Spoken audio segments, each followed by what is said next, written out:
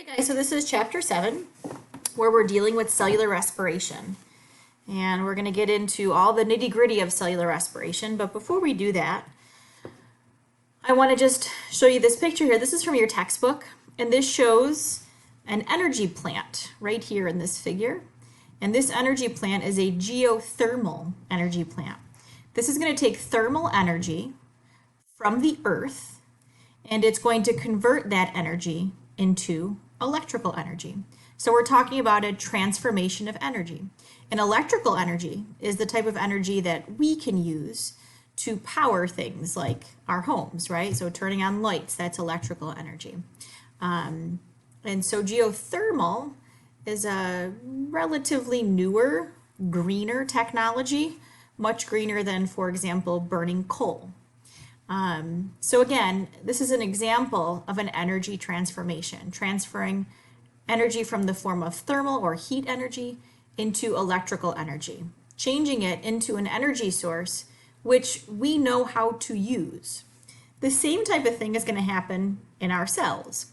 Our cells are going to convert energy sources into forms of energy that our cells can use directly.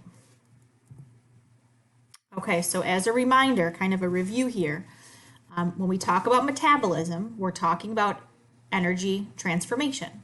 And there are two complementary components that make up metabolism. So metabolism is the sum of all reactions that are taking place inside of a cell or inside of an organism. And those reactions come in two forms. So catabolic reactions, breakdown reactions, right? This is going to be reactions in which larger complex molecules are broken into these smaller parts and pieces. And when that happens, they release energy. And that energy can then be used maybe for anabolic processes to drive those types of processes. So anabolic processes are going to be synthesis, or inside of living organisms, we would call them biosynthetic pathways. This is where you put simpler building blocks together to form complex molecules. These reactions require energy. So if we think about catabolic reactions, we would classify those as being exergonic, energy releasing, and anabolic reactions are considered to be endergonic. There's that word right here, endergonic, uphill. They require energy in order to happen. And that those endergonic anabolic reactions, they may require, for example, ATP. And where does that ATP come from? It would come from catabolic processes which release energy. So we can really couple those two together. Remember back to chapter 6, we talked about energy coupling, using the energy released in catabolic reactions to drive anabolic reactions. In this particular chapter, we're going to be talking about a catabolic reaction, again called cellular respiration. So cellular respiration is going to be catabolic, or we could say exergonic.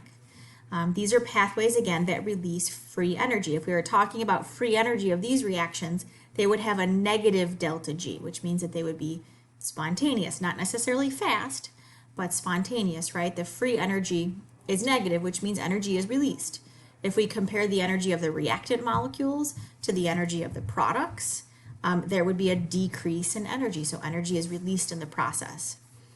Now, when we talk about cellular respiration, there's really two forms. So we have aerobic cellular respiration. So when you hear the term aerobic, I want you to automatically think oxygen. Okay? Requiring oxygen. So aerobic cellular respiration, it's a catabolic process that requires oxygen, where we're going to convert energy in the form of food or chemical energy, chemical bonds, to ATP. And then that ATP is going to be used by your cells to drive other types of cellular processes, maybe anabolic processes, or maybe active transport or bulk transport. Those are two processes that we talked about back in chapter 5 that both required ATP. There is a second type of respiration, which is going to be called fermentation. And fermentation is an anaerobic process, which means it does not require oxygen. and there are some organisms on our planet that will do this process. We'll talk about this at the very end of the chapter. ATP is still going to be made from the conversion of food, but fermentation is not as efficient, and so it's not going to have as high of a yield of ATP as aerobic cellular respiration does. So the preferred method here, if the organism is capable, is going to be aerobic cellular respiration. But again, not all organisms are capable of that, and so some will do fermentation to make ATP.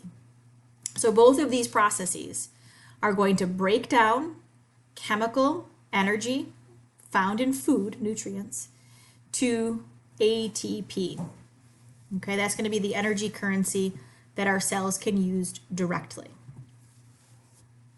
Okay, this is a nice overview figure showing the link between cellular respiration and photosynthesis. And we're going to talk about photosynthesis in the next chapter. It'll be the last part of our semester. We'll talk about photosynthesis and then plants. And so your last exam will deal with those topics. So pretty much plants and plant processes. But it's important to introduce you to it here because photosynthesis and cellular respiration are really directly related. And so how does this work? This, first of all, this is showing how energy flows through an ecosystem, right? Even though we don't have an ecosystem up here, it shows how it flows through a system and it's not recycled. And it shows how that energy is transformed. Okay, so ultimate source of energy for our planet is the sun. So we've got light energy coming in to our ecosystem, and our autotrophs, right, our photosynthetic organisms, are going to have these structures, which we talked about in chapter 4, called chloroplasts. Okay, we're going to go back to that structure again in chapter 8, so make sure you don't forget what a chloroplast looks like. Chloroplasts are able to capture light energy, and they're able to transform it into food. So when you see this organic molecules here, I want you to think food like glucose. And glucose, or organic molecules, represent stored potential energy. What also is produced during photosynthesis is oxygen. And so oxygen is a byproduct, or you can kind of think of it as a waste product.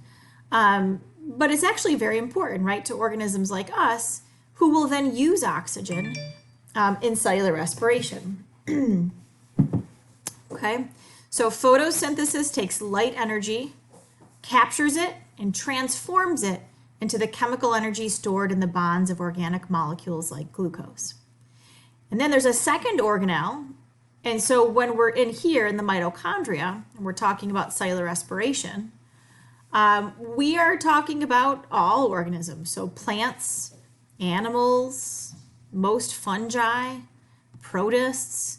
How about bacteria? Well, bacteria are going to do cellular respiration, but they're going to actually do fermentation, which does not involve the mitochondria. But this process still does happen. Okay, on a smaller scale, they produce less ATP per round of cellular respiration, but they still do it. So all organisms are going to take organic molecules like glucose and break them down in the presence of oxygen. So oxygen is required here. And they will release carbon dioxide and water. These are those waste products, right? And very importantly, they produce ATP. And so what's the energy transformation here? So again, we went from sun, energy from the sun, wave energy. We converted that into food, glucose, stored chemical energy. And now we've transformed this into ATP. And this ATP is going to be used to drive cellular work. And then some of that energy through these transformation processes, none of these, so photosynthesis and cellular respiration, both, they're not 100% efficient. Remember that second law, of thermodynamics? No energy transformation is 100% efficient. And so some of that energy is going to be released as heat to the surroundings, which is going to increase the entropy in the universe.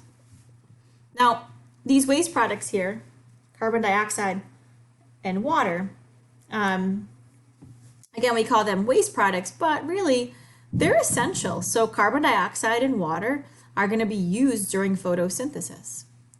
Okay, And again, photosynthesis is going to produce organic molecules. And so we produce carbon dioxide, okay, as do other organisms that are going to be used by plants for photosynthesis.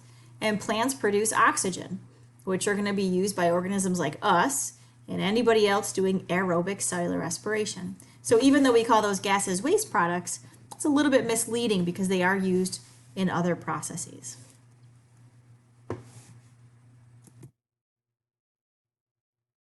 Okay. Back up one. Get my laser pointer. I forgot about that. Okay. So again, inside of living organisms like us, like plants, like fungi, like all living organisms, inside of our cells, there are going to be these energy transformations taking place.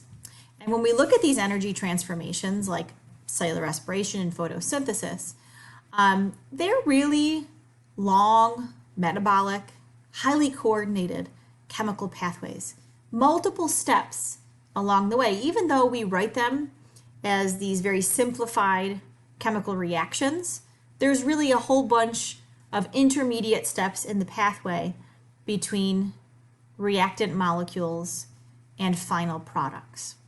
Many of these reactions that will take place are going to be called redox reactions. And so those of you who are in chemistry, you've probably heard of this before. I'm going to give you a little brief reminder of what a redox reaction is. So a redox reaction is composed of a reduction and an oxidation. So one molecule is going to be reduced, or one atom will be reduced, and another will be oxidized. So what does that mean? So when an atom loses an electron, we say that it has become oxidized. And when an atom gains an electron, we say that it has become reduced. Okay, now, there is an energy implication here. So when you think of electrons, I want you to think energy, potential energy. So electrons represent potential energy. So if you have an atom or molecule, an atom within a molecule that loses an electron, then that molecule, that atom, has lost potential energy. And the atom that has gained that electron has gained that potential energy. So when you think about the transfer of an electron from one atom or molecule to another, I want you to consider that to be a transfer of energy. To help you to remember what an oxidation and reduction is, there's a little saying called Leo, L-E-O, Leo, the lion goes grr, G-E-R. Okay, so Leo, the lion goes grr. So Leo, lose electrons oxidized. The lion goes grr, gain electrons reduced. Okay, and again, when you think of electrons being transferred, I want you to consider that to be a transfer of energy. And that's what that says right here. And so within these metabolic pathways, within cellular respiration and photosynthesis, there's going to be a transfer of electrons. And when you think of that again, you're going to think of a transfer of energy. Now this electron transfer, or energy transfer, is going to occur in small steps, small, incremental, manageable steps. If all of the energy stored in the bonds of glucose were just really quickly, all of it was released, then it couldn't be harnessed. You would have an explosive reaction that would take place. And the energy inside of those bonds between the carbon atoms of glucose, it couldn't be harnessed to make ATP. And so instead, slowly electrons are stripped off of glucose. And eventually, all of the energy from glucose is going to be stripped off in the form of electrons and eventually given to ATP. So it happens slowly over a multitude of different steps, a pathway. And so this figure just kind of shows this. So if I took glucose, right, and I represent glucose by this big boulder, and it's sitting up here at the top of this hill, lots of potential energy stored in the bonds of glucose. If I just quickly broke all of those bonds all at the same time, boom, that boulder would fall, right? That chemical reaction would happen so fast that the energy that was held up here, it couldn't be harnessed, or most of it couldn't be harnessed. So instead, you can kind of think of glucose losing energy like this boulder rolling down a set of stairs. Small, little, tiny increments of energy are lost along the way. And eventually, when we get down here to the bottom, what's left is going to be low energy, but all the energy released along the way was able to be captured because it was lost slowly. Okay? And that's how the metabolic pathways of both cellular respiration and photosynthesis are going to be set up. Multiple incremental reactions. Okay, in cellular respiration, energy is going to be pulled out slowly from glucose in order for that energy to be harnessed and for ATP to be made from that. So lots of intermediate reactions are going to take place. And so this molecule becomes real important. This molecule, NAD, this is the oxidized form, so lacking the electron. When it gains electrons, it becomes NADH. And so NADH is the reduced form. This is the form that is holding the extra electrons. Okay? When you think of an electron, electrons will travel with protons, so it's really the equivalent of a hydrogen atom. And so if we look here to here, what's different, there's a second hydrogen here on this carbon. It's really the only difference, but it's holding an extra electron. Okay? And so, what is this molecule? So NAD plus, we say, gains electrons, and it becomes NADH. That's the reduced form. I don't want you to worry about the structures of these, okay? But this little reaction here, NAD plus yields NADH. NADH, in its reduced form, it's going to be carrying electrons. So where are we going to see this molecule, this NAD? We're going to see this along the way. So as glucose gets electrons stripped off of it, those electrons are going to be given to NAD, forming NADH. And this NADH molecule, you can think of it as an electron carrier or a shuttle. Its job is to bind to and carry these high energy electrons that are being stripped off of glucose. It's going to eventually carry those electrons to the very last stage in cellular respiration, which is going to be called the electron transport chain. So you're going to see this molecule in every step of cellular respiration. And again, when you see it, I want you to think, oh, that's carrying electrons. Its job is to carry electrons in a high energy state and eventually dump them off at the electron transport chain. It's kind of like the middleman. Okay, I want to just remind you of what ATP looks like. And again, I don't need you to memorize structure, but I want you to know what it is. So ATP is going to be the final product. It's the end product of cellular respiration. And it represents energy. And so that type of energy, ATP, is the kind of energy that your cells can use directly. So if you see this second statement here, it says energy currency of the cell, right? This is what your cell can use, right? An analogy for this would be something like money, right? As humans, we have money. We have dollar bills and we have quarters and nickels and things like that we use as our currency. That's what we use to buy stuff. ATP is the energy currency of your cells. It's the type of energy that your cells can use. Can't use anything else. Can't use glucose directly, right?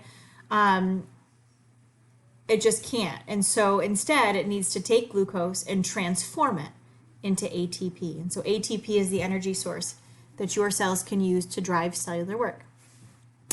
It's a molecule that is safe, right? It's not going to be explosive or dangerous in any way, and it's very effective. And again, your cells are going to take energy released from cellular respiration and store it in this molecule for short periods of time. ATP, this is adenosine, right? This is adenine and a ribose sugar down here. And then there's 3 phosphates group, phosphate 1, 2, and 3, also called alpha, beta, and gamma. It's this last phosphate, we call it the terminal phosphate, that comes off and then can go back on.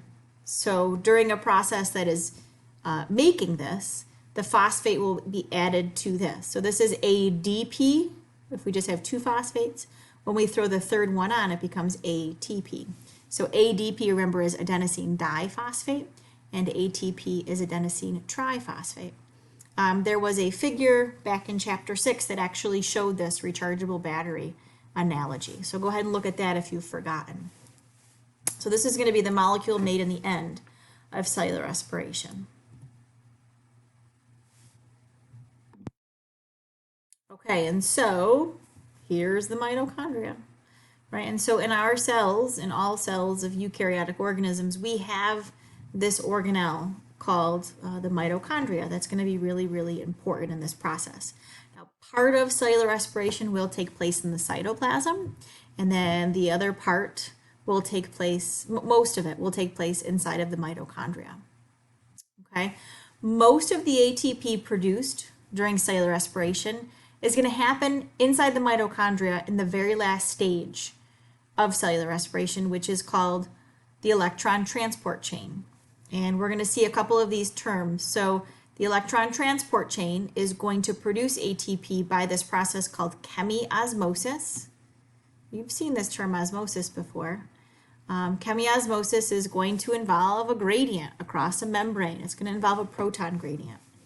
And oxidative phosphorylation. And so what we have here is ATP is going to be made through phosphorylation. Okay, so again, we're going to see these terms, chemiosmosis and oxidative phosphorylation, when we get to the electron transport chain. Again, that's the final stage in cellular respiration. It takes place in the mitochondria. That is where the bulk of the ATP produced in this process occurs. However, a really small amount of ATP is made in earlier phases of cellular respiration. Any ATP made that doesn't involve the electron transport chain is made differently. It's made by a process called substrate level phosphorylation. So what is this? You have to understand it. This is when a phosphate group is removed from an intermediate reactant molecule in a pathway, and it's taken off of that molecule by an enzyme, and it's transferred to ADP to make ATP. So again, you have an enzyme and you have a phosphorylated molecule. It's a molecule that has a phosphate group on it. The enzyme is going to take the phosphate group off of that molecule and give it to ADP, adenosine diphosphate, to form ATP, adenosine triphosphate. That's called substrate level phosphorylation. It does not involve the electron transport chain.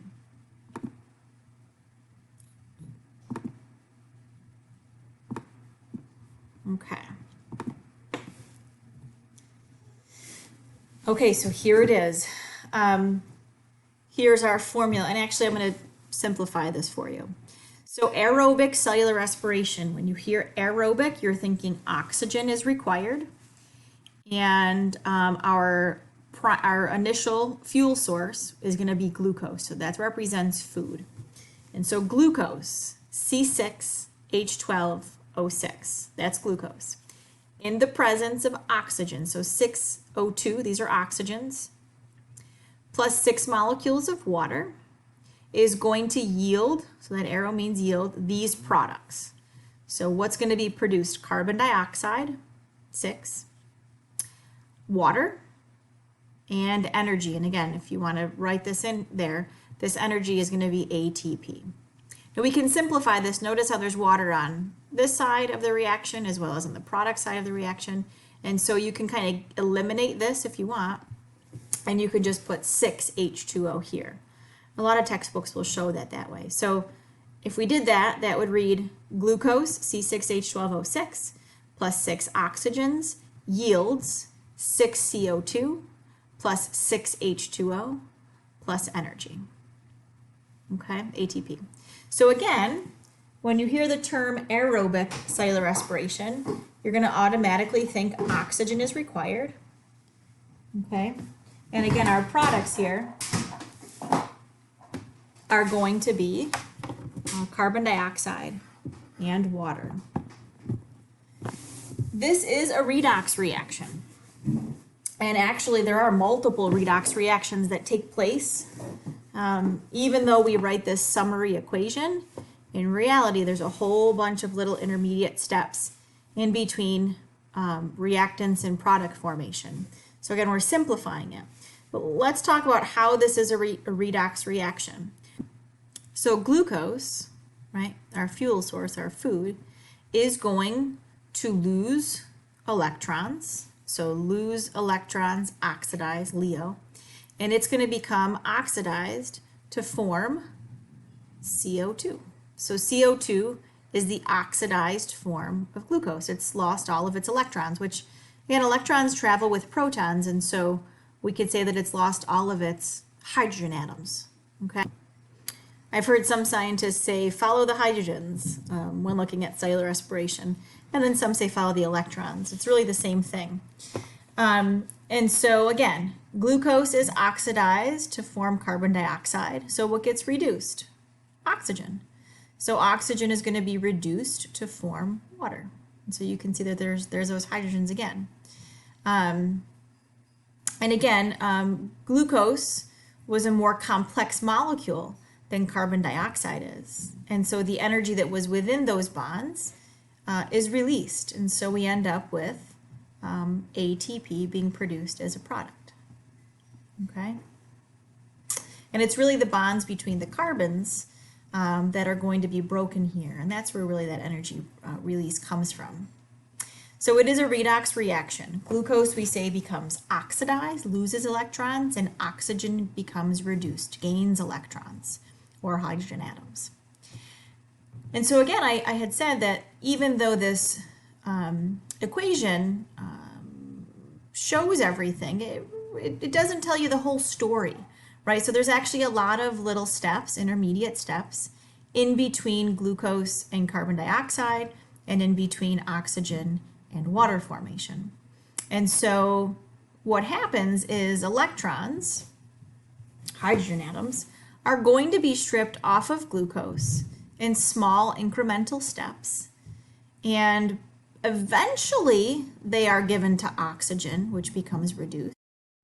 But in between that time, first those electrons go to NAD, forming NADH. Remember, NADH represents the electron shuttle. It's going to take electrons that are being stripped off of glucose. It's going to hold those electrons in a high energy state, and it's going to bring those electrons to the electron transport chain. At the end of the electron transport chain, oxygen will be sitting, waiting for those electrons. And by the time those electrons get to oxygen, they're at a very low energy state. And so we say that oxygen really pulls those electrons down the chain, and again, eventually grabs onto those electrons and protons, so hydrogen atoms, to form water. Okay, so oxygen is the final electron acceptor. I think that's a test question.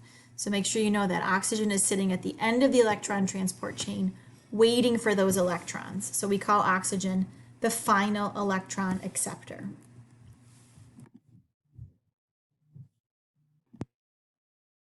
Okay, so I want to show you an overview of cellular respiration and kind of where things happen and how much energy is produced in each stage. And then we'll go through each stage individually and take a look. So there's 4 stages, well, 3 to 4 stages. It depends on which textbook you're reading. Our textbook says 4 stages. And so the first stage is called glycolysis, okay? And we start off here with glucose, and the name here, glycolysis, lysis means to split. So literally this first stage is known as the splitting of glucose. So it's called glycolysis, and it happens out in the cytoplasm of the cell. The next stage, which some books will lump these two, the second and third stage, together, and some separate them. So we'll separate them. So the second stage is called the formation of acetyl coenzyme A. That happens in the mitochondria. The third stage is called the citric acid cycle or the Krebs cycle, and that happens in the mitochondria. And the last stage, called the electron transport chain, followed by chemiosmosis. This also happens in the mitochondria. So stages 2, 3, and 4 all happen in the mitochondria, whereas stage 1 happens out here in the cytoplasm. So let's take a quick peek at each of these. And I won't belabor this too much because we're going to go through each one individually. So again, glycolysis is the first stage. It happens in the cytoplasm. We start off with glucose, and we break that down into 2 molecules of what we call pyruvate. And in that process, we make 2 molecules of ATP. Both of those molecules are made by substrate level phosphorylation. So you have to remember what that means. And I'll remind you of that in the next coming slides. Once that pyruvate is made, pyruvate will enter into the mitochondria, into the center, which is called the matrix, where it will be transformed. Both of those molecules are transformed into 2 molecules of acetyl coenzyme A. Okay, there's no energy produced in this second step. The acetyl-CoA, both of them then enter the citric acid cycle, and both of them go through a round of this, and both of them produce 2 molecules of ATP. And then, by the end of the citric acid cycle, we say that glucose has been completely oxidized, and all of the carbon dioxide of the products will be released at that point. And so now what we have are all those molecules of NADH that are carrying those high energy electrons that have been pulled off of glucose in these first 3 stages. And those molecules will enter into the last stage, called the electron transport chain. They will dump their electrons off, and those electrons are going to be used to drive the synthesis of, look, about 32 molecules of ATP, maybe a little bit more, depending on the cell that we're looking at. Okay, so notice that these earlier stages, glycolysis and the citric acid cycle, they both produce 2 molecules of ATP each, so small amounts. The end, or the bulk amount of ATP, is produced during this last stage, which again is the electron transport chain. Okay. Okay, so let's look at glycolysis. So again, glycolysis is going to be the first stage in cellular respiration. It's going to take place in the cytoplasm of the cell.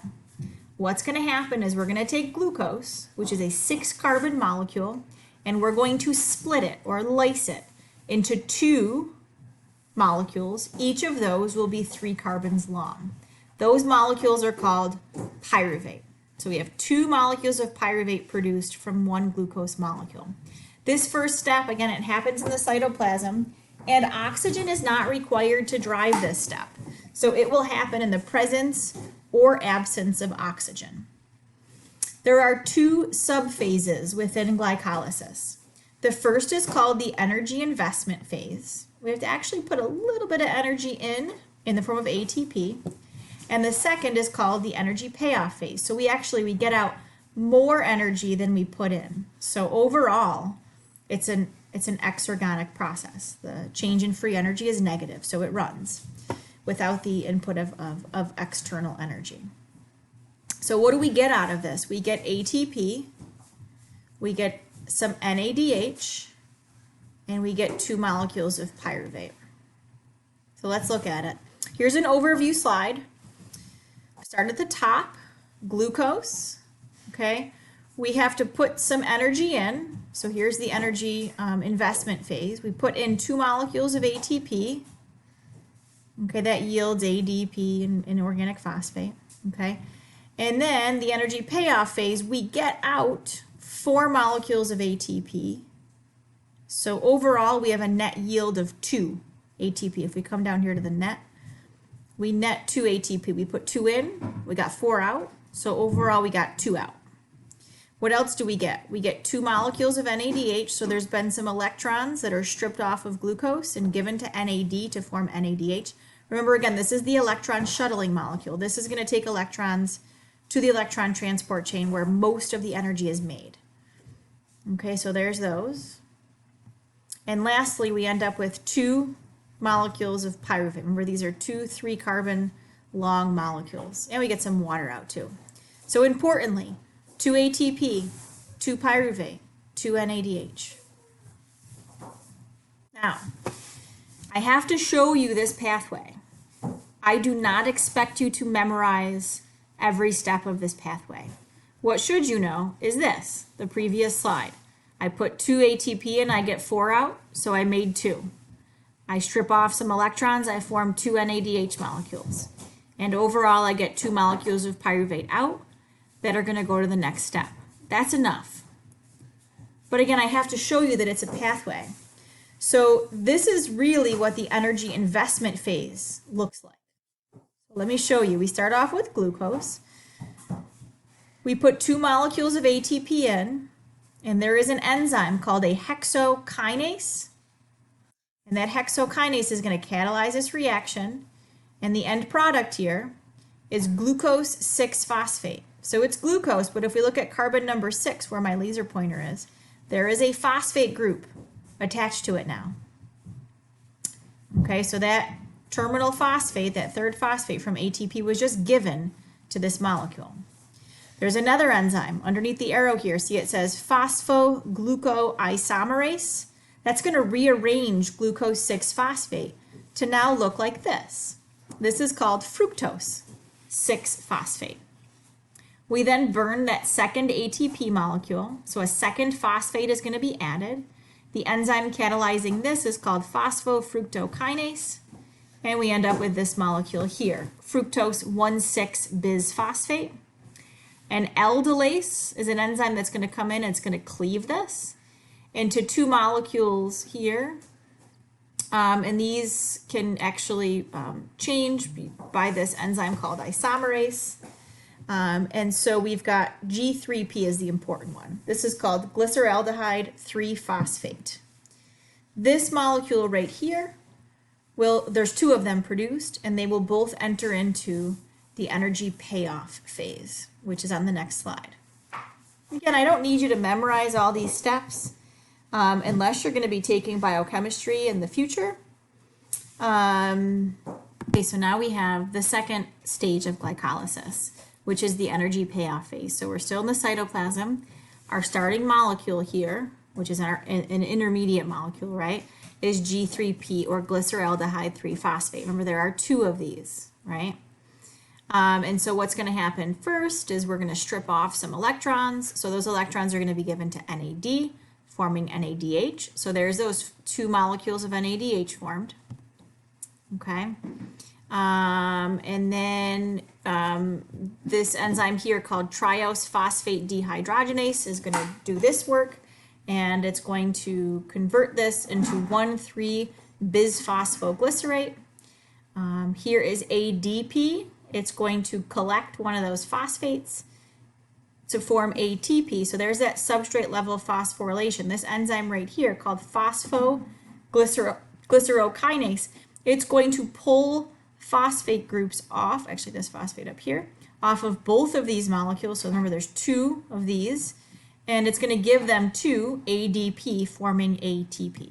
So substrate level phosphorylation. The enzyme grabs this phosphate group and takes it off and gives it to ADP, forming ATP. And so we're left with 2 molecules of 3-phosphoglycerate. Okay, so far we've produced 2 NADH and 2 ATP in the energy payoff phase. Here's the next enzyme, phosphoglyceromutase. It's going to change the structure of this to form 2 phosphoglycerate. We pull off some water. The enzyme here is an enolase to form PEP, or phosphoenolpyruvate. And then again, by substrate level phosphorylation, the phosphate groups come off of both of these molecules and they're given to ADP to form ATP. And in the end, we have 2 molecules of pyruvate. So again, I do not expect you to memorize all those steps. What do you need to know? Glucose goes in, 2 molecules of pyruvate come out. 2 molecules of ATP have to be used, but 4 are produced. So overall, we have 2 produced.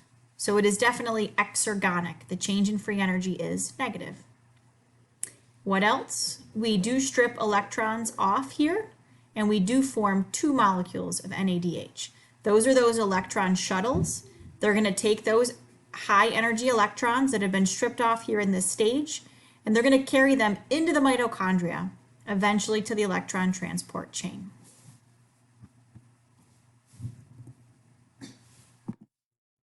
Okay, so I've done a lot of talking here. I'm going to take a break. I want you to pause the PowerPoint and you can complete the first "Are you with me?"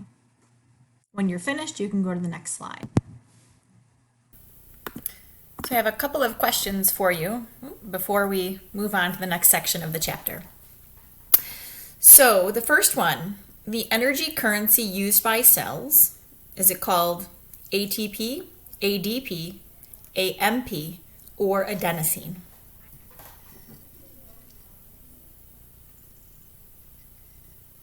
And hopefully you answered red, ATP.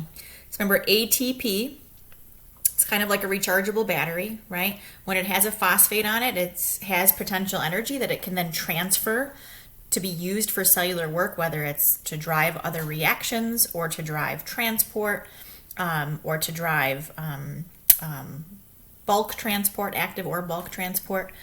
ADP is adenosine diphosphate, which would be missing that terminal phosphate. And AMP is adenosine monophosphate, which would just have one phosphate. And so remember that the currency that your cells are going to use, you need 3 phosphate groups on there. So ATP, adenosine triphosphate, is going to be the one that works. Okay? Remember that ADP, adenosine diphosphate, can get a phosphate added to it and become ATP. Remember that figure of that rechargeable battery, right? ATP becomes ADP, add a phosphate, it becomes ATP again. Okay, next question. Which reactant in cellular respiration gets reduced? Is it glucose, oxygen, ATP, or water? So we got cellular respiration. What gets reduced?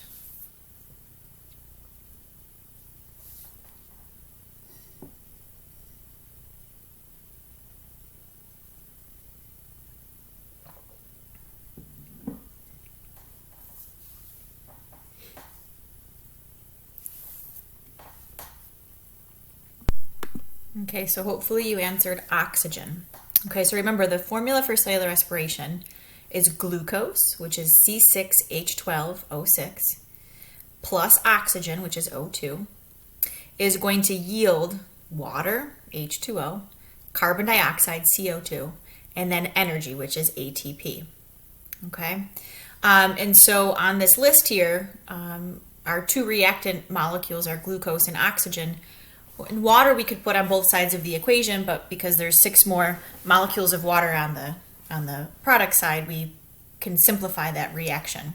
So between glucose and oxygen, so glucose we say is oxidized, which means that electrons and therefore energy are stripped off of glucose in stepwise increments throughout this whole process. And we've only covered glycolysis, but we can already see that glucose has started to be stripped of its electrons, and some of that energy has come off and has been given to those electron shuttling molecules, NAD, becoming NADH. Okay, now oxygen, on the other hand, is going to be reduced, and we haven't seen this yet. We're going to see it in the last step of cellular respiration, which is the electron transport chain. We're going to learn that oxygen is the final electron acceptor. It's at the very end of this process, but oxygen ends up getting reduced to form water. So it accepts low energy electrons at the end of that electron transport chain to become water. So again, in the formula that we see, that's an overall of the entire process. We don't get to see all the little steps in that chemical formula. But again, in this lecture, you're going to be learning about all those steps. So overall, glucose gets oxidized and oxygen gets reduced. So cellular respiration is definitely a redox reaction. Okay, again, those glucose getting oxidized happens in incremental steps along the way, and oxygen getting reduced doesn't happen until almost the very end, but it does happen. So again, the answer to this one, oxygen. Oxygen gets reduced. Okay, next question. During the second half of glycolysis, what occurs? Is ATP used up? Is fructose split into 2? is ATP made, or does glucose become fructose? So think about that for a minute. The second half of glycolysis. Give you a second.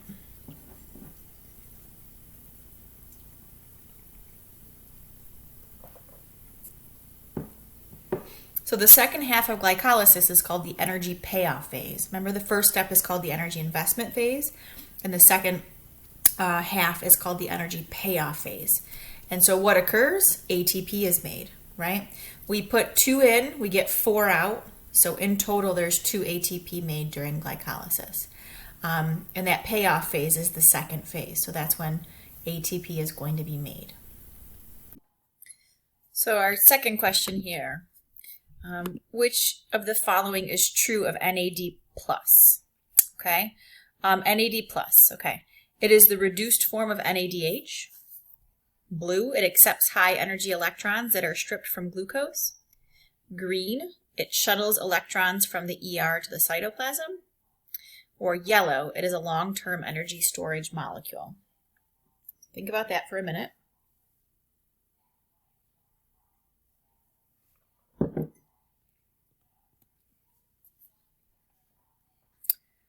So we'll go through these really quick together. So the first one says it's the reduced form of NADH. That's not true. It is actually the oxidized form, right? Blue says it accepts high energy electrons that are stripped from glucose. That's true. Okay, so your answer is going to be blue. Green says it shuttles electrons from the ER to the cytoplasm. Nope. If anything, it shuttles electrons from the cytoplasm into the mitochondria, which is where the electron transport chain is going to happen. So blue is correct, not green, not red. And yellow, it is a long-term energy storage molecule. No, just like ATP, NADH would be a short-term energy storage molecule. It's carrying high energy electrons from one place in the cell to another, and then it's just going to transfer that energy in the form of the transfer of those electrons. But it's definitely not a long-term energy storage molecule. Okay? Okay, so you can go on with the next slide. And I'll be back in a bit with more questions. Okay, so back to this overview slide. We have done glycolysis, right? And so we've got 2 molecules of ATP that are produced, and that pyruvate's going to move in. And so is the NADH. So the NADH produced here, we have 2 molecules, are going to move into this last step, the electron transport chain, which we're not going to get to yet. Let's go here. So we have 2 molecules of pyruvate. They enter into the mitochondria. What happens next? Okay, so again, as long as oxygen is present, then those 2 molecules of pyruvate produced during glycolysis will leave the cytoplasm and enter into the mitochondria. And then the next step, pyruvate undergoes something called oxidative decarboxylation. Okay, big word. What does that mean? A carboxyl group is removed, so decarboxylation means the removal of a carboxyl group. And so that carboxyl group is removed as CO2. And so there's some CO2 that's produced. That's going to diffuse out of the cell, and it's a waste product, so it'll be released from the organism. And then we end up with a 2-carbon fragment, right? So pyruvate was 3 carbons long. We took off 1 carbon as carbon dioxide. We're left with a 2-carbon molecule. That gets oxidized. Okay, so electrons get removed from it, and then it gets attached to coenzyme A. Okay, the end product here is called acetyl-CoA for short, or acetyl-coenzyme A is the long version. So this formula right here sums up the second step, the formation of acetyl-CoA.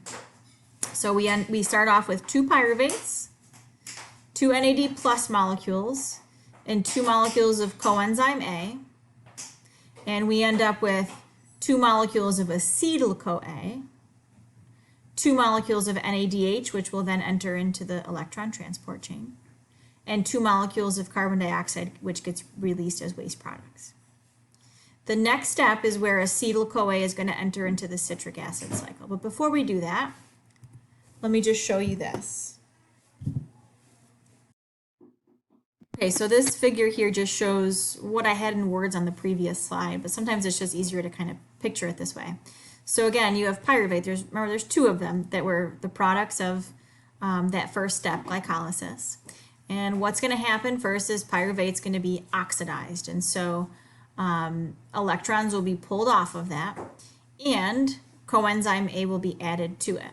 And so the oxidation is shown here. So NAD accepts those electrons to form NADH.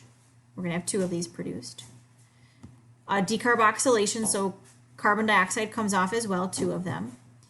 And so you're left with just a 2-carbon fragment. So this blue part right here is the carbon dioxide that comes off. And then we put acetyl-CoA onto this to form this.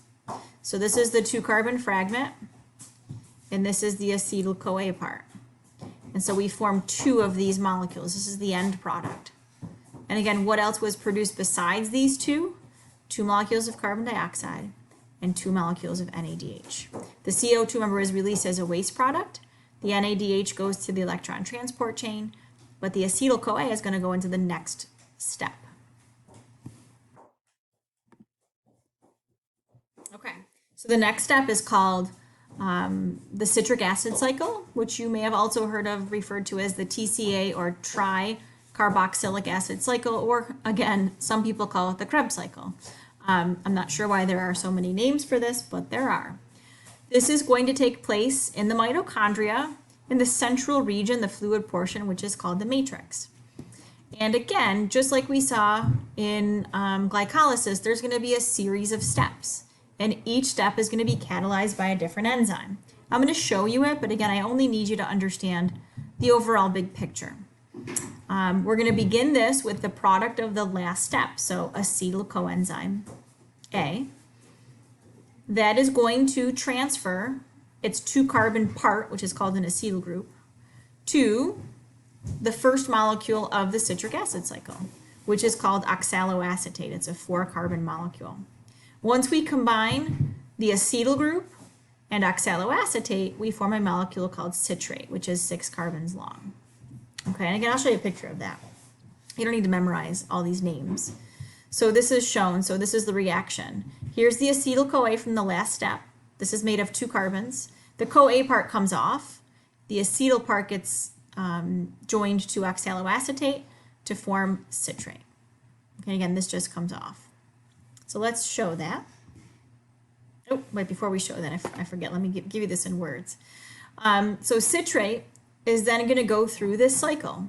And so for every glucose molecule, remember there's 2 of these that are going to happen. So there's actually 2 rounds of this cycle. This cycle is going to include a bunch of different chemical transformations in which more carbon dioxide is going to be pulled off. In fact, by the end of this process, all 6 molecules of carbon dioxide have been released. So by the end of the citric acid cycle, we say that glucose has been completely oxidized. There is a little bit of ATP that is formed. It's going to be formed by substrate level phosphorylation. Most of the energy being pulled off of acetyl-CoA, off of what was originally glucose, gets transferred to NADH, forming 3 of these per round. Okay. Some electrons are transferred to another molecule that we haven't seen yet called FAD, forming FADH2. FADH2 is NADH's cousin. So these 2 molecules, they behave the same exact way. Their job, again, is to act as an electron shuttle, to take electrons off of some molecule and to carry them to the electron transport chain. Okay, and I already said this. By the end of the cycle, we say that glucose has been completely broken down. It's been completely oxidized. And all of the CO2, all 6 molecules, have been released. Okay, and the energy that was stored in glucose is now being held in NADH and FADH2. Okay, so here's a simplified version of the cycle, just kind of showing a couple of intermediate molecules and then some end products. There is a more complicated version of this on the next slide here. I'll take you through that in just a second. So here's that acetyl coenzyme A. Here's the product of step 2, right? We're inside of the mitochondria, and what's going to happen first is the coenzyme A part of this molecule is going to come off, and we're going to be left with an acetyl group, which is just a 2-carbon compound. That gets added to oxaloacetate here, which is 4 carbons long. So each of these little black spheres represents a carbon to form this molecule here. So it's a 6-carbon molecule called citrate. That starts the citric acid cycle. And then again, there's a bunch of steps here. So let me just show you what happens. So citrate is going to be what we call dehydrogenated. So electrons will be pulled off and given to NAD to form NADH. It's also decarboxylated. So here's some carbon dioxide that comes off. Okay, here's an intermediate molecule. So citrate was 6 carbons, but we lost a carbon to carbon dioxide. And so now we have a 5-carbon molecule. Again, electrons are pulled off, forming NADH. Another carbon is pulled off, forming CO2. And we're down to 4 carbons. So here's my 4-carbon intermediate. This 4-carbon molecule is, there's going to be a substrate level phosphorylation that takes place to form some ATP. And then it is also going to have electrons pulled off, forming FADH2. Remember, this is NADH's cousin. Water is going to be added in. More electrons are pulled off, forming NADH. And in the end, we end up regenerating oxaloacetate, which is a 4-carbon compound. Okay, so again, that's an overview. Here's the nitty-gritty. So I'm not going to go through this in too much depth, but I'll just kind of walk you along. So oxaloacetate's 4 carbons. Here's the acetyl group. Coenzyme A comes off. These two come together to form citrate. Citrate is then rearranged to form isocitrate. Electrons are pulled off as well as carbon. So we have a 5-carbon compound called alpha-ketoglutarate. Again, carbon is stripped off in the form of carbon dioxide. Electrons are stripped off, so we end up with NADH. Here's our intermediate molecule called succinyl-CoA. ATP is produced in this step to form succinate. More electrons are pulled off, forming FADH2 and this 4-carbon compound called fumarate. Water is added in to form malate. Malate is rearranged and electrons are pulled off to form our starting molecule, oxaloacetate. Now this will be ready for the next round of the citric acid cycle. So it's kind of neat. It regenerates its starting molecule. Okay, and so again, you don't need to know all the nitty-gritty. What do you need to know? You need to know that acetyl-CoA starts this off. You need to know that all of the carbon dioxide is pulled off. So here's one here and here's one here. Remember, there are 2 of these that enter. So there's a total of 4 CO2s released here for every glucose molecule that enters cellular respiration. And there was 2 produced in the last step. And so overall, we have 6 molecules of CO2 produced. And so we say that glucose has been completely oxidized by the end of this. All of the CO2 has been released. What else do we have? We have 1, 2, 3 molecules of NADH per cycle. Remember, there has to be 2 of these. And so that's going to be 6 molecules of NADH produced. And FADH2 times 2, there will be 2 of those. And 2 molecules of ATP. Remember also that the ATP produced here is made by substrate level phosphorylation. Okay, so let me break here. I'm going to kind of let you take a good look at this process and answer these questions. When you are finished, you can go on to the next slide. Okay, so before you guys go on, I have just a couple of questions for you. First one, pyruvate is it made red during glycolysis, blue in the mitochondria, green by substrate level phosphorylation, or yellow only if oxygen is present? So think about that for a moment.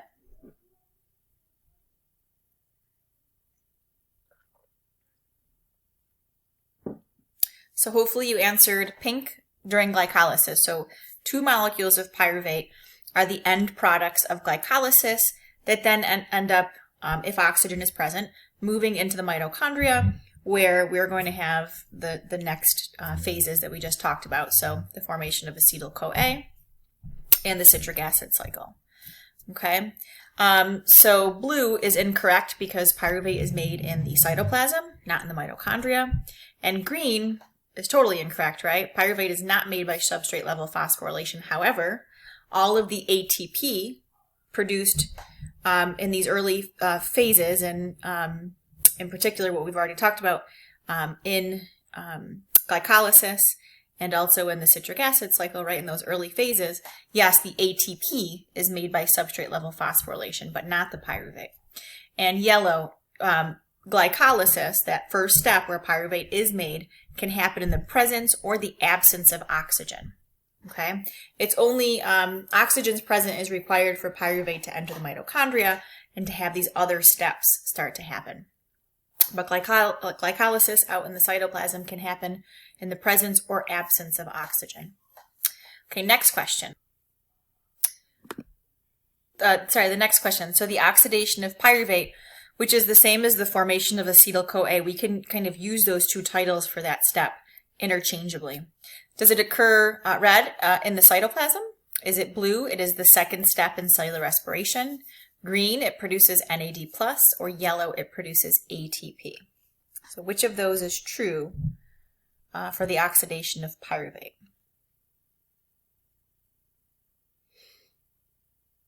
So hopefully you answered blue. The oxidation of pyruvate, or again, we can call that the formation of acetyl-CoA. That is the second step in cellular respiration. It doesn't occur in the cytoplasm, it occurs in the mitochondria. It doesn't produce NAD+, it does produce NADH, and it doesn't produce any ATP. Okay, so blue is the correct answer here. It's the second step in cellular respiration. Okay, next question. I'm not sure if you can see that. Let me move my camera here. Okay, it says, what is removed from pyruvate during its conversion into an acetyl group? Okay, so what is removed? Is oxygen removed? Is ATP removed? Is B vitamin removed? Or is carbon dioxide removed? So which is stripped or removed from pyruvate during that second step in cellular respiration?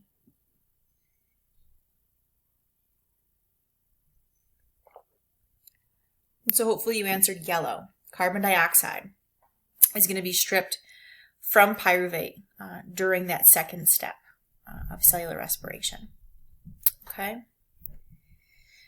Next question. It says, by the end of the citric acid cycle, which one of these is correct? So red, 3 molecules of NAD+ have been produced. Blue, glucose has been completely oxidized. Green, glucose has been broken down into 2 molecules of pyruvate. Or yellow, pyruvate has been converted to oxaloacetate. So think about that for a minute.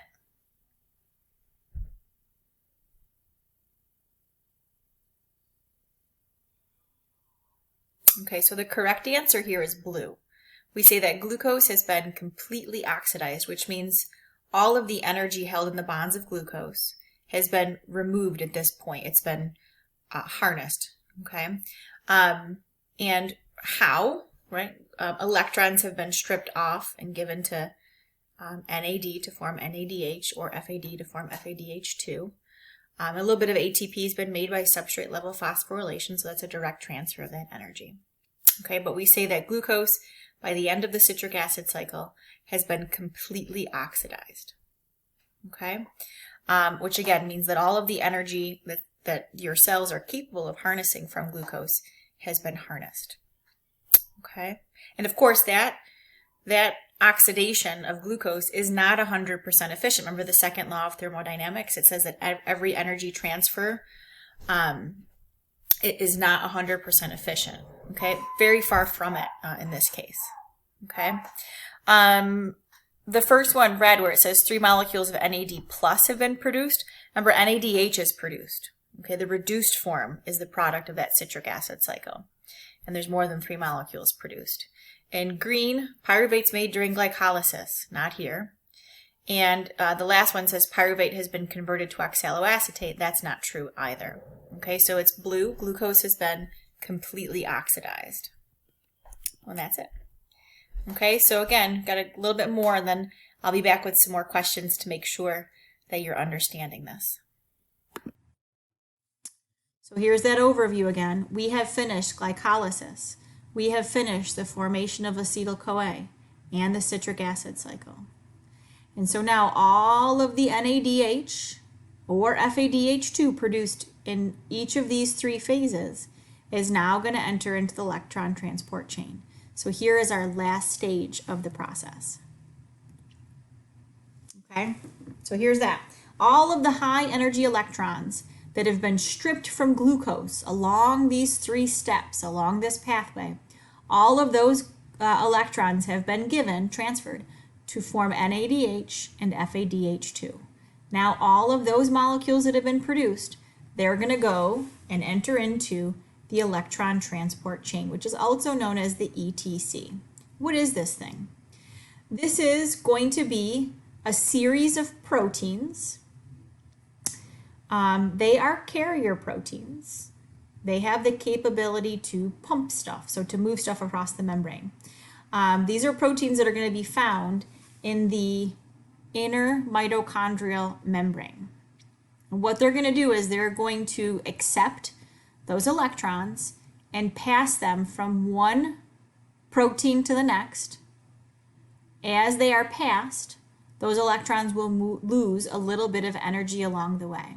The electrons are eventually given to oxygen at the very end to form water. So oxygen will combine with those electrons and protons or hydrogen atoms to form water.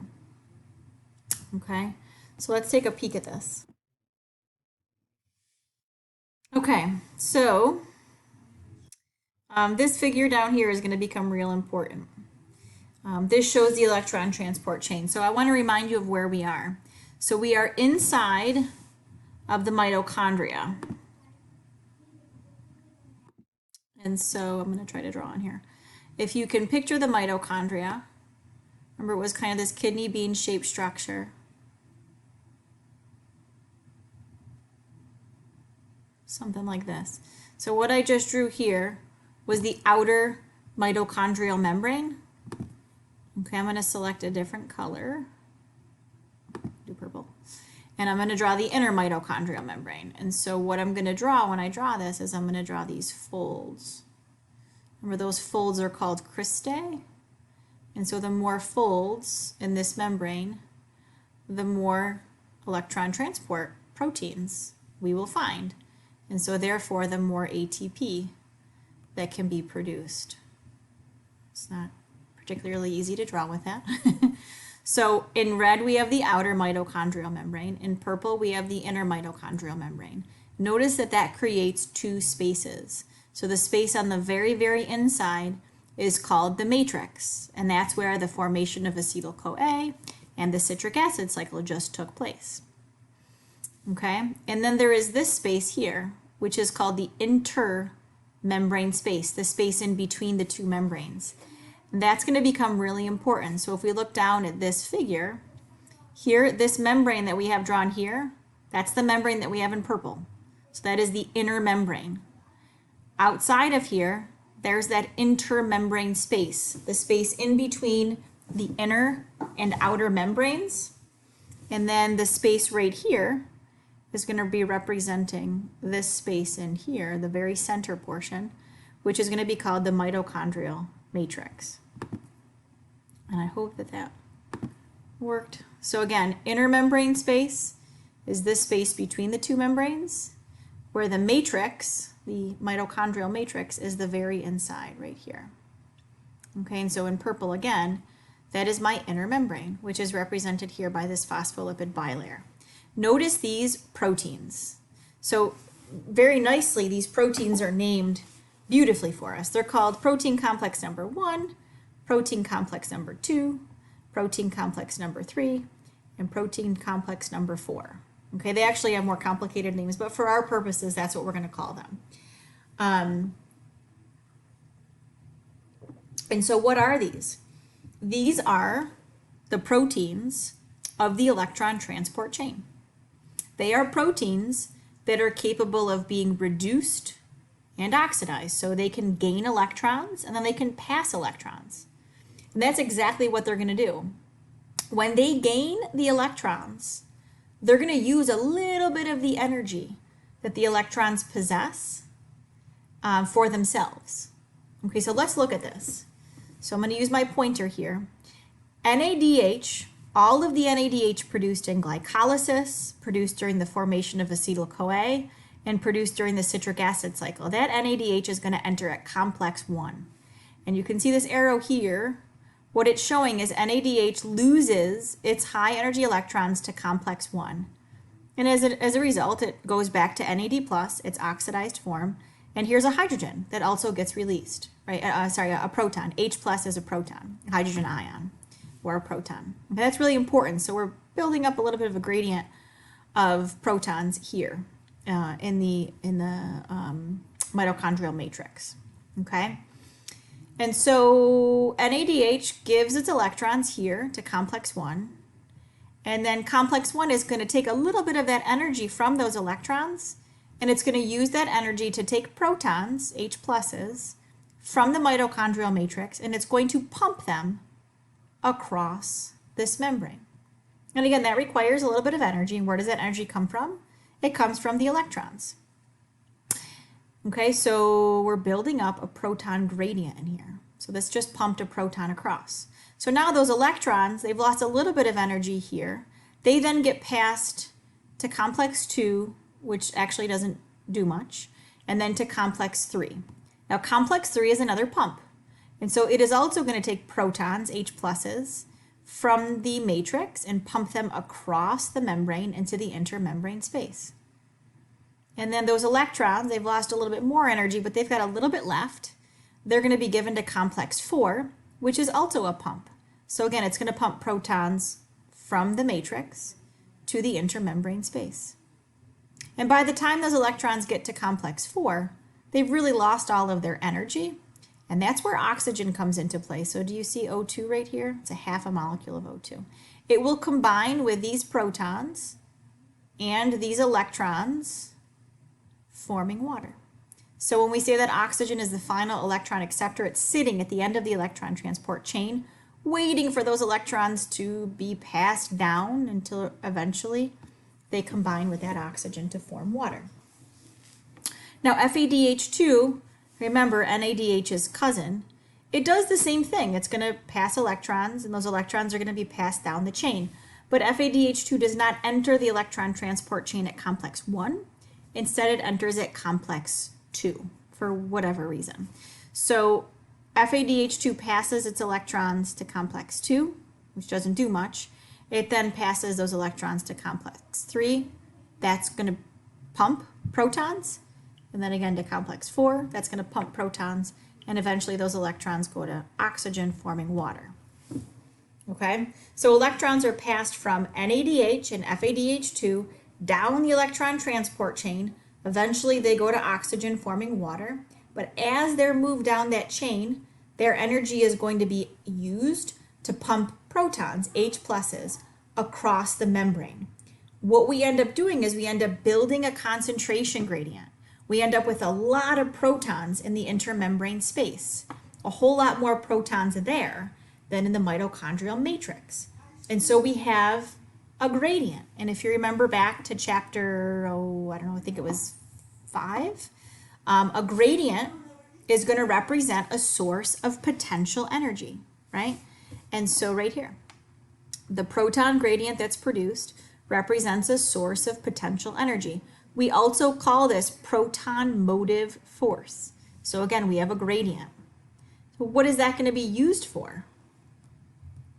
At the very end of the electron transport chain, usually after complex 4, really it could be kind of anywhere in the membrane, we have complex 5, which is also known as the ATP synthase. Okay, so this is called the ATP synthase. This is the same setup. So here is the inner mitochondrial membrane, here is the intermembrane space, and down here is the mitochondrial matrix. And so remember, in the intermembrane space, we've now built up a whole lot of protons, or H pluses. And they want to go from high to low, right? Based on the basic laws of diffusion. They want to go from the intermembrane space through the membrane into the mitochondrial matrix until they eventually reach equilibrium. But they're positively charged particles. They're H pluses, so they're protons. They have a positive charge. And we know that positively charged molecules cannot just pass through a phospholipid bilayer. So how are they going to get through? Well, that's where the ATP synthase, or complex 5, comes into play. This provides a channel. It provides a way for protons to move down their concentration gradient. So what we say is that these protons, they come screaming through this complex. And when they do that, they move through with such speed and such force that they actually activate the enzymatic activity of the ATP synthase. So not only is the ATP synthase a membrane protein molecule, but it's also an enzyme. And so as those protons move through it, it becomes enzymatically active. It turns on. And so what does it do? It's going to take ADP, adenosine diphosphate, and PI, that stands for inorganic phosphate, and it's going to put them together. It's going to catalyze this reaction in which ATP is formed. So the energy of the proton gradient, that potential stored energy, is going to be used to drive the synthesis of ATP. Okay, again, that's called chemiosmosis, and that definition, that term is here. That's the use of energy in a proton gradient to drive the production of ATP. Okay, here's another figure that I've used in the past. This, interestingly, it shows both membranes. So here's the cytoplasm out here. Here is the outer mitochondrial membrane. Here's the intermembrane space. Here, this should say the inner mitochondrial membrane. That's a typo. Inner mitochondrial membrane, and here is the matrix of the mitochondria. And so we've got protein complex 1, 2, 3, and 4. And here's complex 5, or the ATP synthase. So remember, we've got NADH and FADH2 that are produced in earlier steps of the pathway. They dump off their protons, they dump off their electrons. NADH is going to dump its electrons off to complex 1. FADH2 dumps its electrons off to complex 2. And so they just transferred those electrons, and now they are oxidized, right? So NAD plus and FAD are the oxidized form. Complex 1 is going to take those electrons, take a little bit of energy, use that energy to pump protons across into the intermembrane space. Those electrons are then passed down the chain to complex 3, which again pumps protons across. Those electrons are given to complex 4, which again pumps protons across. And those electrons are eventually given to oxygen to form water. Okay, so we had a bunch of redox reactions there, right? Complex 1 was reduced and then oxidized. Complex 3 was reduced, then oxidized. Eventually, we say that oxygen is reduced to form water. In the process, we pumped protons across that membrane, and we built up a gradient. So in here, we've got a high concentration of protons. That represents energy, potential energy, a gradient, or proton motive force. And so the only way that those positively charged particles are getting back through this membrane down their concentration gradient is to move through this thing, complex 5, or the ATP synthase. When those protons come through this, it activates the enzymatic function of this protein. And so therefore this protein is going to take ADP and inorganic phosphate, and it's going to put those together to form ATP, adenosine triphosphate. So again, another energy conversion. We just took the energy stored in a gradient and we converted it into chemical energy. That's called chemiosmosis. Okay, again, oxygen is required for this process, and oxygen is the final electron acceptor. This is all happening inside of the mitochondria. Most of the ATP produced during cellular respiration is produced here in this last step. Okay, so let's do an overview. So if we look at cellular respiration, we look at energy flow. We could make a diagram that looks like this. We could say we start off with the chemical energy stored in the bonds of glucose. That energy is then transformed to NADH and FADH2. Those in the form of electrons. Those electrons, or that energy, is then passed to the electron transport chain, which is going to be used to build a proton gradient. And that proton gradient eventually leads to the production of ATP. So that's the energy flow in this process. Interestingly, the process is not 100% efficient. So we say that about 34% of the energy stored in the bonds of glucose is actually transferred to ATP. making about 32 molecules of ATP per molecule of glucose that enters. Okay, and that number, that 32, can actually, there's a range. I've seen anywhere from 30 to 38 molecules of ATP depending on the cell. Okay, and so obviously this process is not 100% efficient. So again, that takes us back to that second law of thermodynamics. In this case, a lot of the energy stored in the bonds of glucose is actually lost in the form of heat. Okay, so no energy transformation is 100% efficient. This is another overview, kind of like the one that we were looking at before, except for now we've got some added stuff on here. We're showing all of the NADH and FADH too. So we go from glycolysis here in the cytoplasm, that produces 2 molecules of ATP, 2 molecules of pyruvate, 2 molecules of NADH. NADH enters the mitochondria, as does the pyruvate.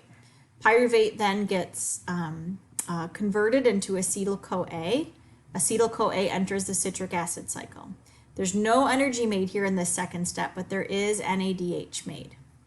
The citric acid cycle is going to produce 2 ATP, as well as 6 molecules of NADH and 2 molecules of FADH2.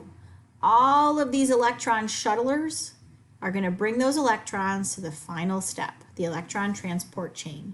And during that process, there's somewhere between 26 and 28 ATP molecules produced. And so overall, per molecule of glucose, there's in the 30s range of ATP produced. The important thing to know is that most of it is made over here in the electron transport chain. Okay, this is the same idea shown in a different way. It shows you the steps, including the electron transport chain, which is down here, and it shows you the totals for ATP. So again, you can see the variation in the numbers. I've seen anywhere from 30 again to 38 ATP produced during cellular respiration. Okay, so take a break here, hit pause, and what I want you to do for yourself is I want you to sketch the events that occur during the electron transport chain in chemiosmosis. And obviously, some of you guys may not know how to make a sketch on the computer. You can take a picture of your sketch and you can put it into your document. Or if you don't have that kind of technology, you can go ahead and just explain using words the electron transport chain. When you're done, there's only one little last section of the chapter. So before we move on, I got a couple more questions for you. And I just want to point out, you'll see here where it says sketch the events. Make sure that you are sketching. Some of you guys are pulling figures off of the internet and putting them in place of a sketch. I know you can find pictures. I want to know if you can actually sketch it and label things and identify where structures are. So you sketching it is really what I want here. Okay, so make sure you do that yourself. All right, so here's a couple of questions. So the first one, most of the ATP made during cellular respiration is made red in the cytoplasm, blue by substrate level phosphorylation, green by chemiosmosis, or yellow during the citric acid cycle. So take a minute and think about that.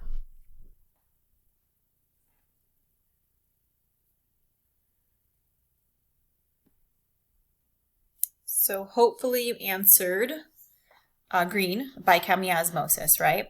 So the only event that takes place in the cytoplasm is glycolysis, and that yields only 2 ATP. By substrate level phosphorylation, any of the ATP made before the electron transport chain is made by substrate level phosphorylation, but it's not very much compared to what's made in the electron transport chain. And the last one here, yellow, during the citric acid cycle, there's only a few molecules made there as well. Most of the ATP is made during the electron transport chain in chemiosmosis. Okay, remember that chemiosmosis, that's the movement of protons or hydrogen atoms from the intermembrane space through the ATP synthase back into the matrix of the mitochondria. And that's going to turn on the ATP synthase, where it's going to take ADP plus inorganic phosphate and put them together to make ATP. Most of the ATP made is going to be made that way. Okay, again, that's called chemiosmosis. And here's the last question here. So chemiosmosis involves Is that the movement of electrons across the cell membrane, or the movement of hydrogen atoms across a mitochondrial membrane? Green, the movement of hydrogen ions across so blue said hydrogen atoms, green says hydrogen ions across a mitochondrial membrane, or yellow, the movement of glucose through the cell membrane. Give you a second to think about that one.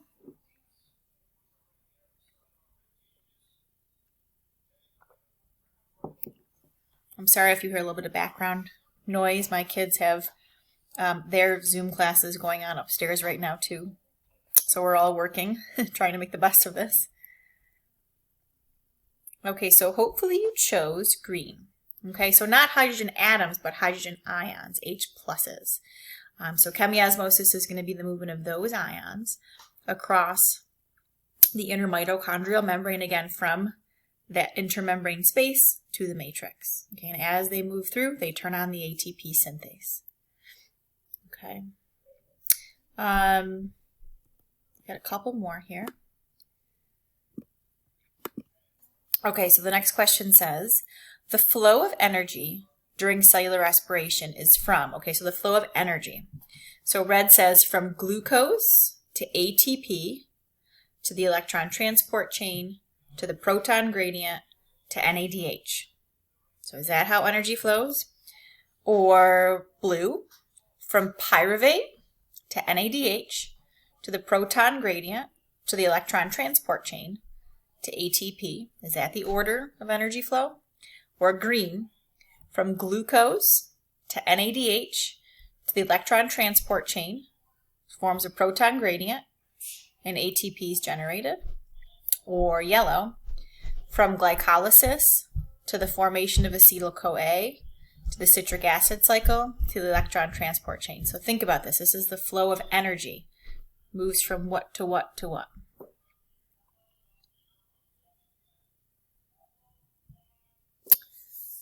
Okay, so you may be tempted to go with yellow because that is the steps in cellular respiration, but that doesn't really show the flow of energy, right? The energy doesn't go from glycolysis to the next step to the next step. Instead, green is correct. So energy found in the bonds of glucose, right, that stored potential energy, it's going to be transferred in the form of electrons to NADH. And then that NADH is going to take that energy, again in the form of electrons, and give it to the electron transport chain, to those membrane proteins, And those membrane proteins are going to pump protons across that membrane. And so now they're going to build up energy in the form of a proton gradient. And then finally, as those protons or hydrogen ions move back through that ATP synthase, that energy is then going to be transferred to ATP. Okay, so green is correct. Last question, I think. Yeah, last question. The ATP synthase is turned on by, is it red, pink? Protons moving down their chemical gradient. Blue, protons moving against their chemical gradient. Green, the electrons moving down the ETC, that's the electron transport chain. Or yellow, the energy stored in NADH. So what directly turns on the ATP synthase? Think about that for a moment.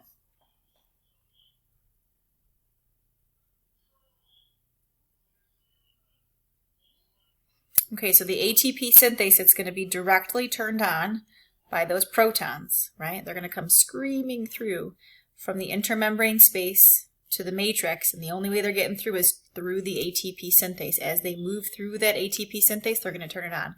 And they're moving down their chemical gradient, meaning from high concentration to low, okay? That chemical gradient was built by the proteins of the electron transport chain. Remember that energy was transferred from NADH to those proton pumps, and then we build this chemical gradient. That represents energy, and then that energy is going to be transferred to the ATP synthase, and that's going to power that enzyme, turn it on so that it produces ATP. Okay, so pink would be the correct answer there. Okay, we got one more section to go, and then I'll be back with some more questions. Okay. So even though I've told you that glucose is used during cellular respiration, now that's true. However, it's not the only type of food, type of nutrient that can be used to generate ATP. So, can other carbohydrates be used? Yes. Carbohydrates can be broken down into glucose molecules or other simple sugars that can be then converted into glucose molecules.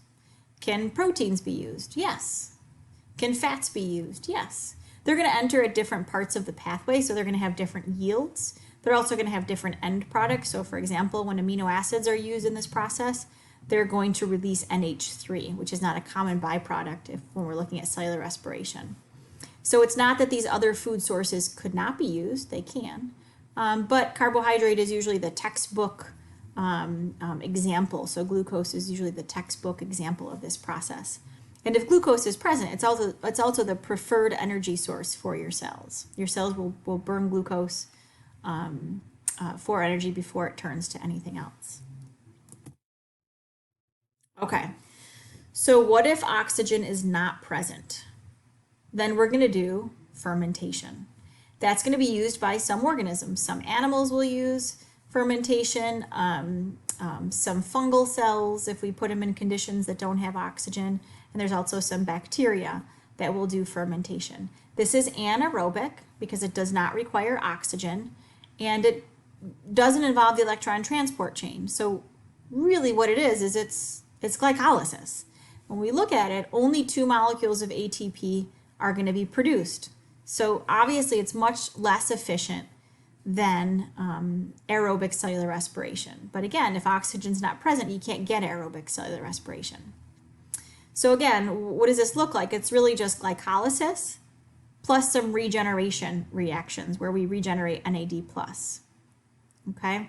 The 2 common types that I'm going to show you a picture of are alcohol fermentation and lactic acid fermentation. Okay, so let's talk about alcohol fermentation first, and we're going to talk about yeast. So yeast are single-celled fungi that are facultative anaerobes. And I don't know if I put that up here or not. Oh yeah, I did. Facultative anaerobes. And so what does that mean? That means that if oxygen is present, they're going to do aerobic cellular respiration. But if oxygen is not present, they're actually able to switch to anaerobic fermentation. So they can live in the presence or absence of oxygen. Okay? So when oxygen is not present, they're going to do alcohol fermentation. So what does that look like? So it's pretty much just glycolysis. So you start off with glucose, and glucose gets broken down into 2 molecules of pyruvate. In that process, we produce 2 molecules of NADH, and here's the important part, 2 molecules of ATP. There's our energy that's produced. That's it. So what happens next is these 2 molecules of NADH, they have to be oxidized so that they're ready for the next round. And so how does that happen? The NADH will actually give those electrons back to pyruvate, which also gets carbon dioxide stripped off. So CO2 comes out as a waste product. And we end up with 2 molecules of ethyl alcohol. And what gets regenerated here is the NAD+. It's ready for the next round. Okay, so that's it, pretty much.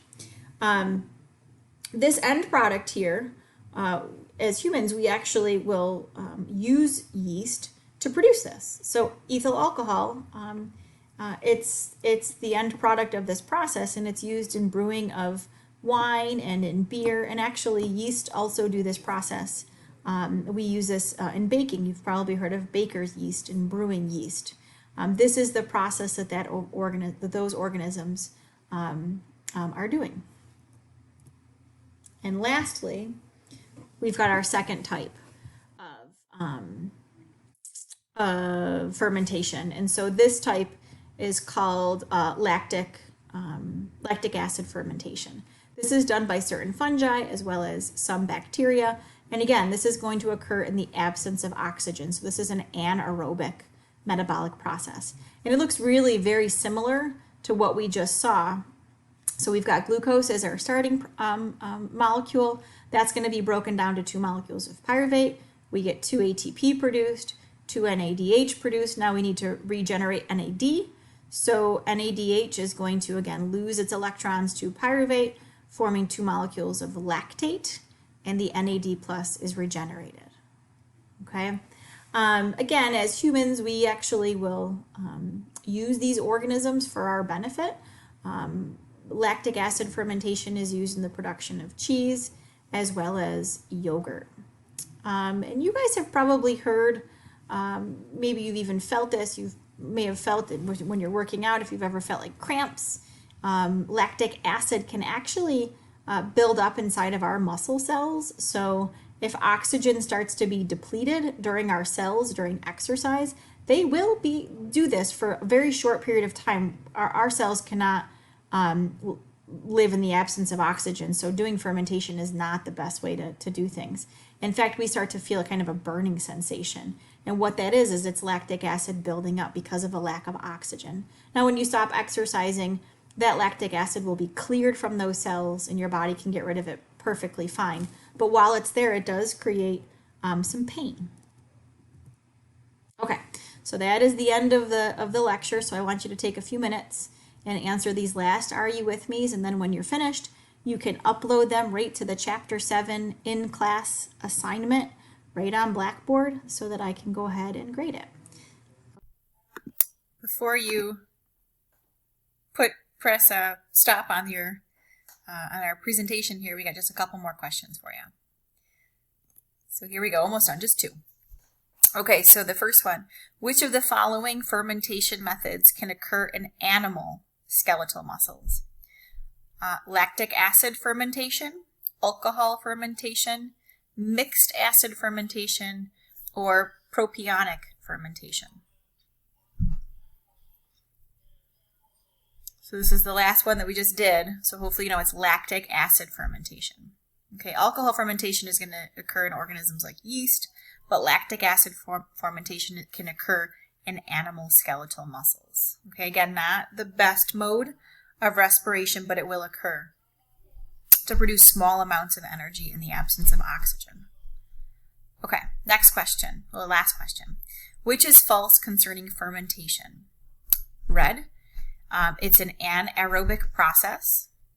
Blue, it produces just as much ATP as aerobic cellular respiration.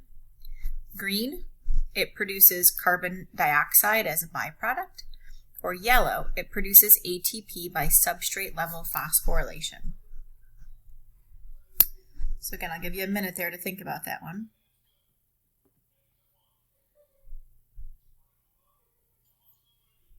So hopefully you chose blue. Blue is false. So remember, aerobic cellular respiration produces much more ATP than fermentation. Okay, the rest of those are true. Fermentation is anaerobic, means it's going to occur in the absence of oxygen.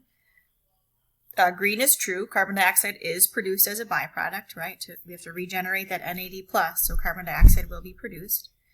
And yes, ATP is produced, just a small amount, and it's produced by substrate level phosphorylation. There is no electron transport chain. There is no chemiosmosis. Okay, so now that's the real end of the lecture. So again, make sure you upload your Are You With Me's, and you can study, and then when you feel confident, you can go ahead and you can take our Chapter 7 quiz. And then also don't forget to take the Chapter 7 quiz.